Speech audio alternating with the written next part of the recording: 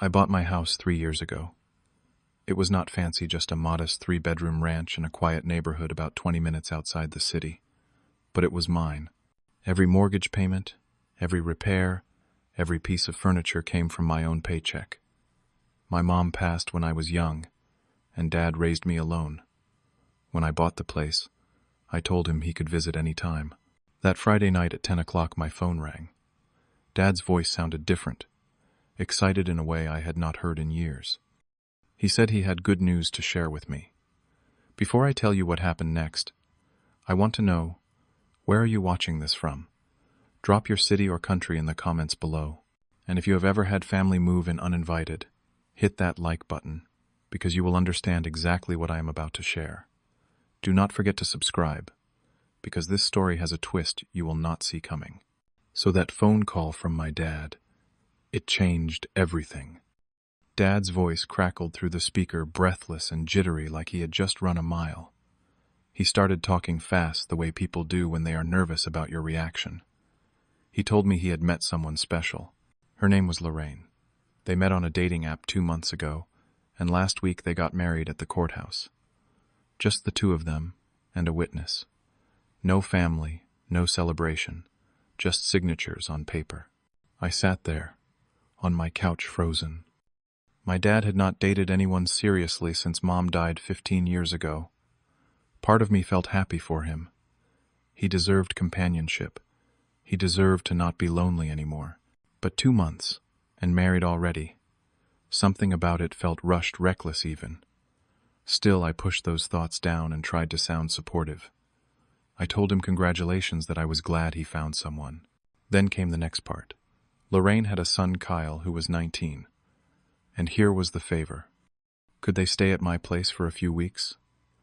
Lorraine's apartment was undergoing major repairs after a pipe burst, and they had nowhere else to go. Dad's voice got softer when he asked, almost apologetic. He said it would only be temporary, just until they figured things out. What was I supposed to say? This was my father, the man who worked 2 jobs to keep me fed and clothed growing up. The man who taught me how to tie my shoes, how to throw a baseball, how to change a tire. I could not say no to him. So I said yes. I told him they could stay as long as they needed. A few weeks sounded manageable. I had the space. How bad could it really be? Saturday afternoon arrived, and I heard the rumble of a pickup truck pulling into my driveway. I walked outside and saw Dad climbing out of the passenger seat, looking tired, but smiling. Then she appeared. Lorraine. She was around 50, with deep burgundy hair that looked freshly dyed and neon purple nails that caught the sunlight. Her voice boomed across the yard before she even reached me. She rushed over and wrapped me in a hug that felt more invasive than warm, like she was claiming territory. Her first words were not hello or nice to meet you. She looked up at my house, tilted her head, and said, "Oh, sweetie, this house is smaller than I expected, but we will make it work." I blinked. Make it work. I had not even invited her inside yet, and she was already critiquing my home. I forced a smile and told her it was good to meet her. Then Kyle got out of the truck. 19-year-old headphones perched on top of his head, even though no music was playing. He barely looked up from his phone as he walked past me. His greeting was a mumble, something like "Hey" or "What's up?" I could not even tell. He wore a stained gray hoodie and ripped jeans that looked like they had seen better days. He did not offer to help unload. He just wandered into my house like he had been there 100 times before. I turned to help Dad with the bags, and that is when I realized this was not a few weeks' worth of stuff. 2 massive suitcases came out of the truck bed, both belonging to Lorraine. Then Kyle's duffel bag. Then 3 cardboard boxes filled with kitchen supplies, decorations, and random items I could not identify. Then a 50-inch flat-screen television still in its box. Then Lorraine's personal espresso machine, which she insisted she could not live without. I stood there staring at the pile. This looked less like a temporary stay, and more like a full relocation. I glanced at Dad, hoping for some explanation, but he avoided my eyes. He just mumbled something about it being the essentials, and kept hauling boxes toward the front door. Lorraine marched straight into my kitchen without asking. She opened my refrigerator, scanned the contents, and made a face like she had just smelled spoiled milk. She said I did not have much healthy food, and that we would need to fix that. Like she was already planning to take over my grocery shopping. Meanwhile, Kyle had gone upstairs. I heard his footsteps moving around doors opening and closing. I followed him up and found him standing in my office, the room where I worked from home, 3 days a week. It had my desk, my computer set up, my files, everything I needed. Kyle looked around, nodded to himself, and said, "This room had the best Wi-Fi signal." He announced he was taking it. I stopped in the doorway and told him that was actually my office. I explained I worked from home and needed that space. Kyle did not even turn around. He just shrugged and said he would be super quiet, that I would not even know he was there. Before I could respond, Lorraine appeared behind me. She put her hand on my shoulder and echoed Kyle's words, telling me not to worry, that Kyle would be no trouble at all. I looked past her down the stairs to where Dad stood in the hallway. I waited for him to say something to back me up, to tell them that this was my house and they needed to respect my space. But he just shrugged, gave me this helpless look, and said to let them get settled first. We could sort out the details later. That night I lay in bed, staring at the ceiling. The house felt different already, heavier, like the walls were closing in. I could hear Lorraine's voice drifting up from downstairs, talking loudly on the phone to someone. I could hear the hum of Kyle's gaming console through the wall. And I could feel it, that sinking sensation in my gut, the one that told me I had just made a terrible mistake. But I pushed it away. It was only a few weeks. I could handle a few weeks. I had to. Day 3 started at 6 in the morning. I woke up early because I had to be at the office by 8. I stumbled downstairs half asleep and walked into the kitchen. What I found stopped me cold. The counters were covered in dirty dishes. A frying pan sat on the stove with congealed grease still coating the bottom. Eggshells were scattered across the cutting board. An empty carton of orange juice sat on the table. The trash can overflowed with paper towels and food scraps. Lorraine had made breakfast for everyone at 5 in the morning. She cooked scrambled eggs, bacon toast, the whole deal. But she did not clean up. She just left everything sitting there like someone else would take care of it. I checked her bedroom. She was still asleep. So was Kyle. Only Dad was up sitting in the living room with his coffee, looking uncomfortable. I asked him what happened. He said Lorraine liked to cook early. He apologized and said he would talk to her about cleaning up. I nodded, grabbed a granola bar, and left for work. I did not have time to scrub pans before my morning commute. Day 5 was worse. I had a work-from-home day, which meant I needed my office. Except Kyle had decided my office was now his gaming den. I went upstairs around 9 in the morning and knocked on the door. The music inside was so loud I could feel the bass vibrating through the wood. I knocked harder. Kyle finally opened the door, but the music kept blaring behind him. I told him I had a work meeting in 10 minutes and needed the room. He stared at me like I had just asked him to donate a kidney. He said he was in the middle of a gaming session and could not pause it. He suggested I use the dining table or something. I stood there stunned. This was my office, my house, my space, and this kid was telling me to work somewhere else. I pushed past him, walked over to his setup, and turned off the console myself. Kyle's face turned red. He started yelling about losing progress, about how I did not understand how online games worked. I did not care. I told him he had 30 seconds to get out. He grabbed his headphones and stormed past me, slamming the door so hard the frame rattled. Day 7 brought a new surprise. I opened the refrigerator to grab lunch and found everything rearranged. My food, the stuff I had bought and paid for, was shoved into the bottom drawer. The middle shelves were now filled with Lorraine's items. Almond milk that cost twice as much as regular milk. Organic yogurt in glass jars. Homemade kimchi in a giant container that smelled up the entire fridge. Lorraine walked in as I stood there staring. She smiled and said she had organized everything by nutritional priority. She explained that my processed food really should be on the bottom anyway. I asked her why she did not ask me first. She laughed and said she was just trying to help, that I should be thanking her for bringing healthy options into the house. I tried talking to Dad that night. I told him this was getting out of hand. They had been here a week, and already I felt like a guest in my own home. Dad listened, nodded, and said they were just adjusting. He asked me to be patient a little longer. He promised it would get better. I wanted to believe him, but deep down I knew it would not. Week 2 started with Lorraine redecorating. I came home from work on Monday and found new curtains hanging in the living room. Heavy maroon drapes that blocked out most of the sunlight. I liked the old ones. They were light and let in plenty of natural light. I did not get a say. Lorraine said the old ones were outdated and that she was doing me a favor. Tuesday she bought a new rug for the hallway. Expensive plush cream-colored, the kind that shows every speck of dirt. She laid it out without mentioning it to me. When I asked why, she said the hardwood floors looked bare and that homes needed warmth. I reminded her this was not her home. She smiled and said it was starting to feel like it. Wednesday I noticed the photos on the mantel had changed. The picture of my mom, the one I kept front and center, had been moved to the side. In its place was a framed photo of Lorraine and Dad on their wedding day. It was a candid shot, just the two of them outside the courthouse smiling. I stood there staring at it, my chest tightening. I picked up my mom's photo and put it back where it belonged. Then I took the wedding photo and set it on the bookshelf across the room. Thursday night I was woken up at 2 a.m. by voices and laughter.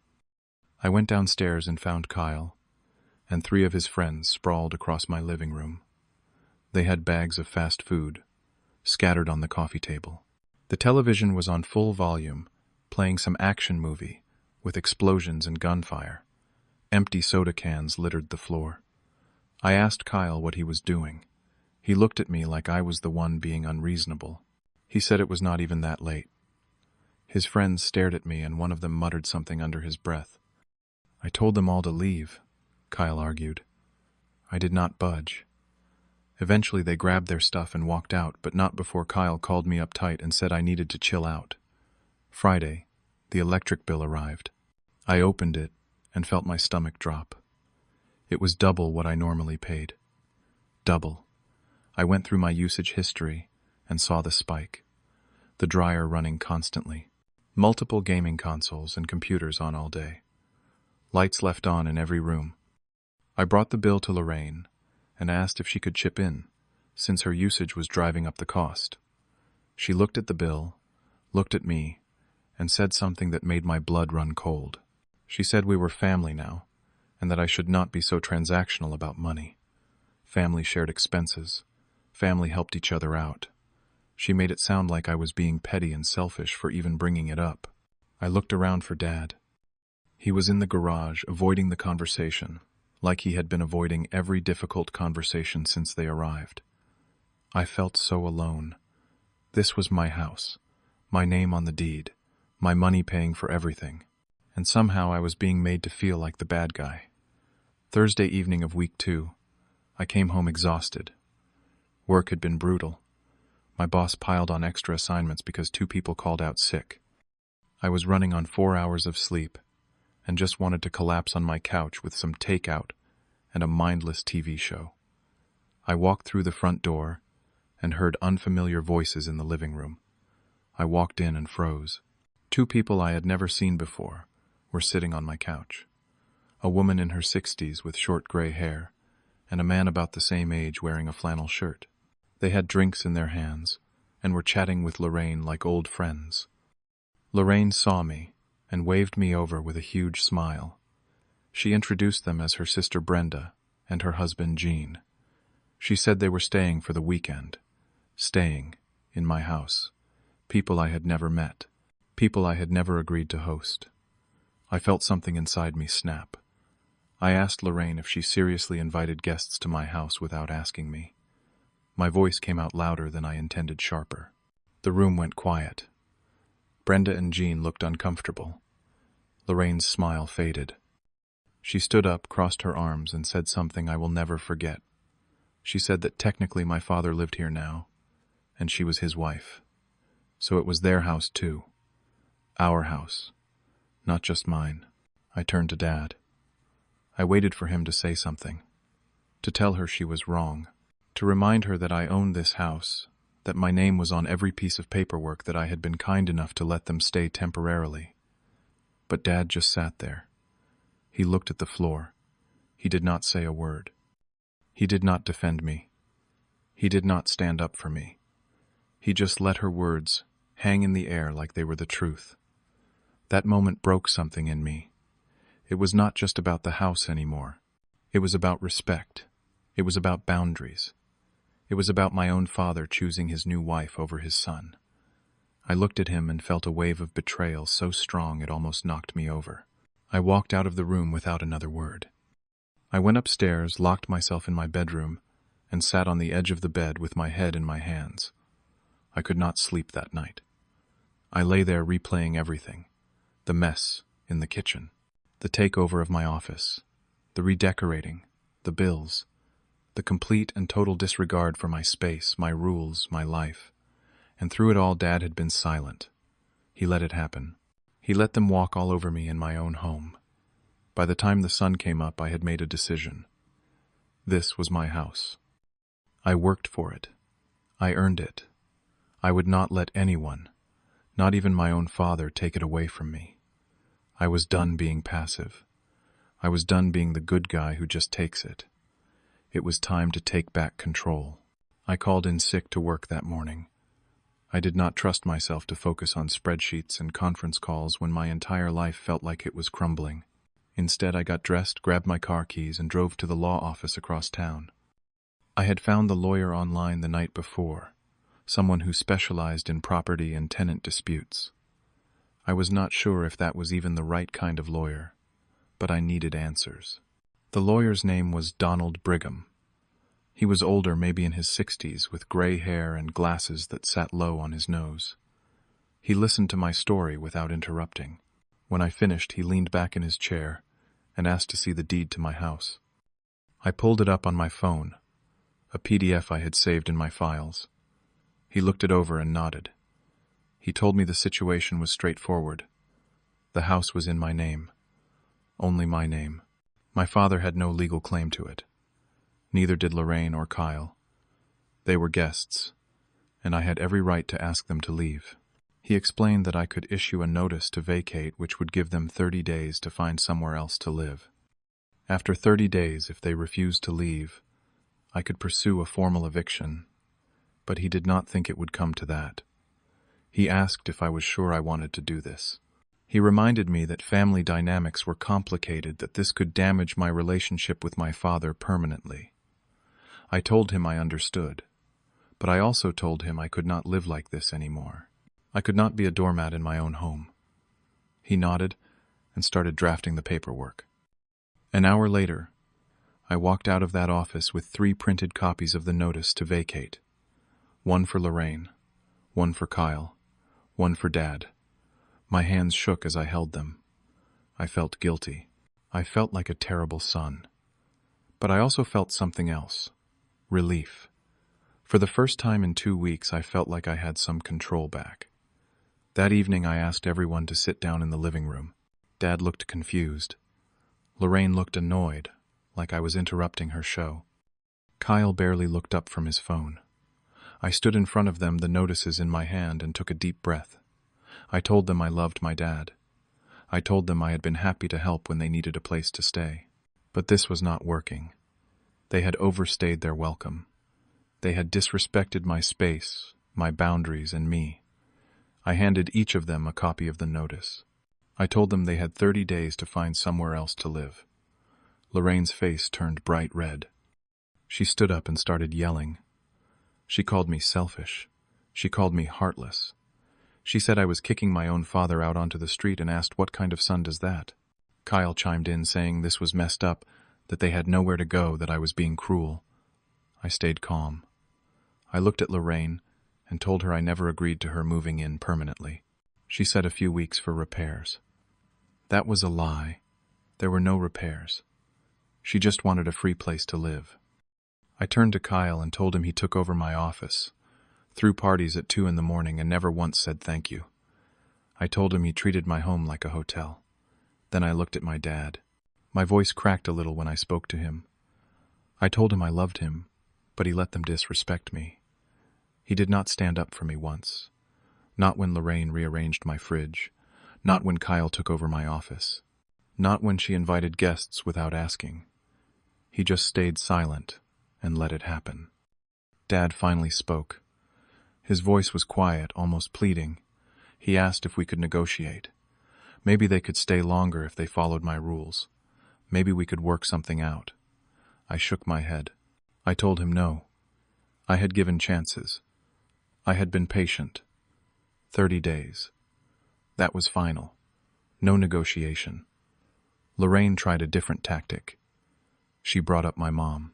She said my mother would be ashamed of me for treating family this way. That was the line that pushed me over the edge. I looked her dead in the eye and told her to never, ever bring my mother into this. My mother taught me to stand up for myself. She taught me that kindness does not mean letting people walk all over you. The room went silent. Lorraine grabbed her copy of the notice, crumpled it up, and stormed out.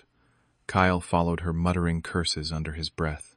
Dad just sat there staring at the paper in his hands like he could not believe what was happening. The next morning I woke up early and went to the hardware store. I bought a new lock for my office door.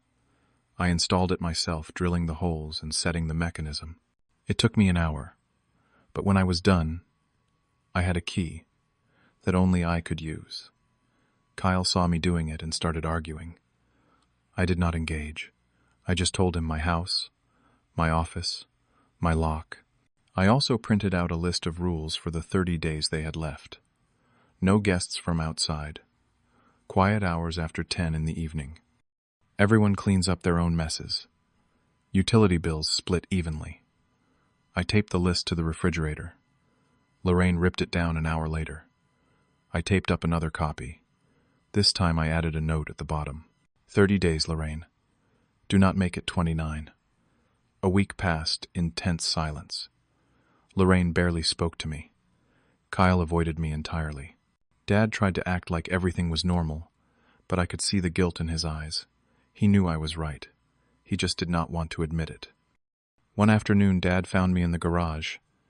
I was organizing some old boxes, trying to keep myself busy. He asked if we could talk. I put down the box I was holding and waited. He told me he was sorry. He said he had been lonely for so many years after Mom died. When Lorraine came into his life, she made him feel wanted again. She made him feel like he mattered. He did not realize she was using him. He did not realize she was using me too. He said he should have protected me. He should have stood up for me when Lorraine crossed the line. He should have seen what was happening. But he was scared of being alone again, so he stayed quiet. He chose her over me, and he was sorry. I stood there listening, my throat tight. Part of me wanted to hug him. Part of me wanted to yell at him. I settled for honesty. I told him I forgave him, but I also told him they still needed to leave. Dad, Lorraine, all of them. I needed my space back. He asked if he could stay just him without Lorraine. I thought about it, but I shook my head. I told him he made a choice when he married her. I needed to rebuild my life. I needed my home to feel like mine again. We could still be close. We could still see each other, but not like this. Not with them living here. Dad nodded slowly. He said he understood. Then he told me something that surprised me. He said he was proud of me. Proud that I stood up for myself. Proud that I did not let people take advantage of me. He said he wished he had learned that lesson sooner.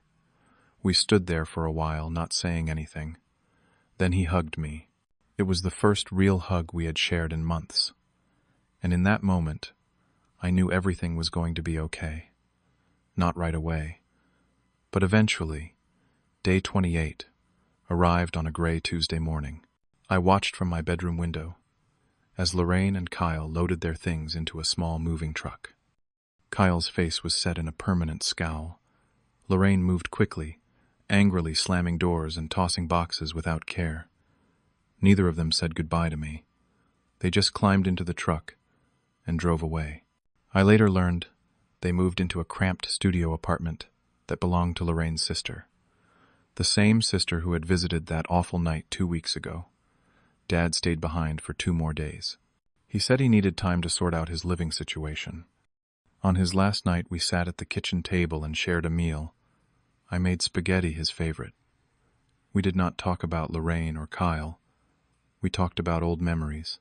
The time he took me fishing, and I fell into the lake. The time we built a treehouse that collapsed a week later. The time he taught me how to drive, and I nearly hit a mailbox. He told me he had learned a hard lesson. Not everyone who seems kind actually is. Some people smile while they take everything from you. He said Lorraine was not the person he thought she was. I told him I was sorry it ended this way. He shook his head and said he was the one who should be sorry. This was my house and I did the right thing.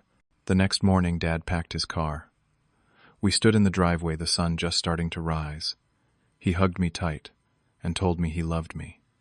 I told him I loved him too. He promised to call every week. I told him he was welcome to visit any time, just the two of us. He smiled, got in his car, and drove away. I watched until his taillights disappeared around the corner. The first week after they left felt strange. The house was quiet. Too quiet. I walked through each room, noticing all the little changes. I took down the maroon curtains and put the old ones back up. I returned the cream rug and got my money back. I moved the wedding photo to a drawer and put my mom's picture back on the mantel where it belonged. I repainted my office. I chose a light blue, calming and clean. I bought a new desk, a sturdy oak piece that felt permanent. I rearranged everything exactly how I wanted it. When I was finished, I sat in my chair and looked around. It felt like mine again. My best friend came over that first Saturday. His name was Brian, and we had known each other since high school. He brought pizza and beer, and we sat on the couch, watching a game.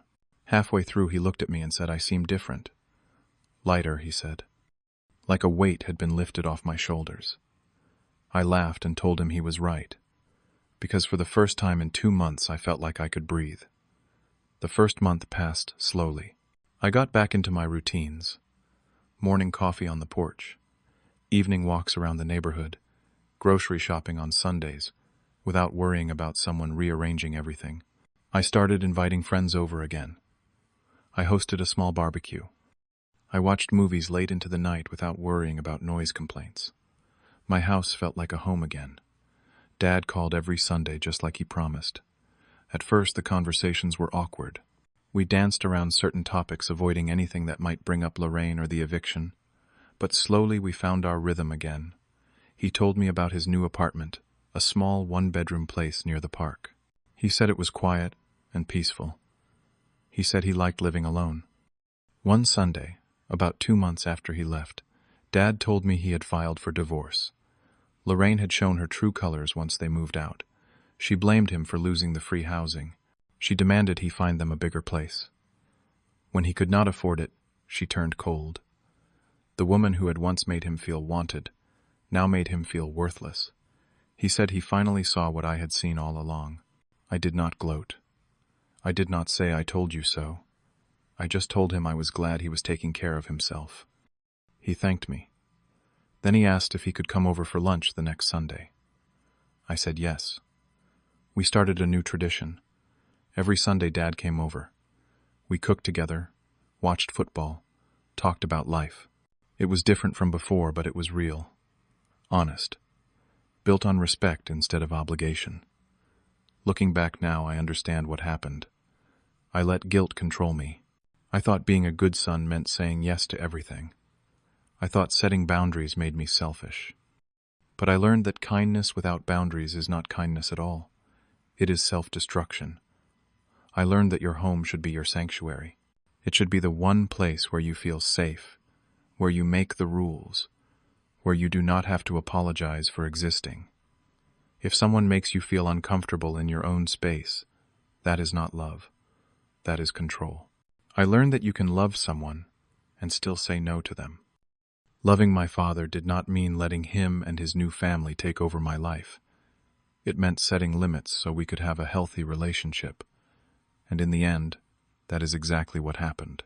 Some people will test how much they can take from you. They will push and push until you either break or push back. Lorraine pushed. Kyle pushed. Even Dad in his silence pushed. I almost lost my home trying not to hurt anyone's feelings. But standing up for myself saved both my house and my relationship with my father. The most loving thing I did was say no. No, you cannot take my office. No, you cannot rearrange my home. No, you cannot stay here indefinitely. And my dad respects me more now than he ever did when I was just agreeing to everything.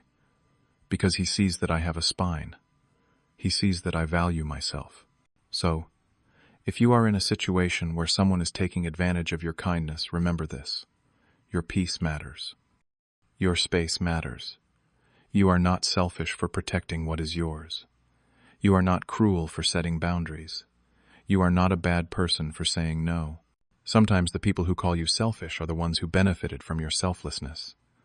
Sometimes the people who call you heartless are the ones who took your heart for granted. And sometimes the hardest thing you will ever do is choose yourself over someone you love.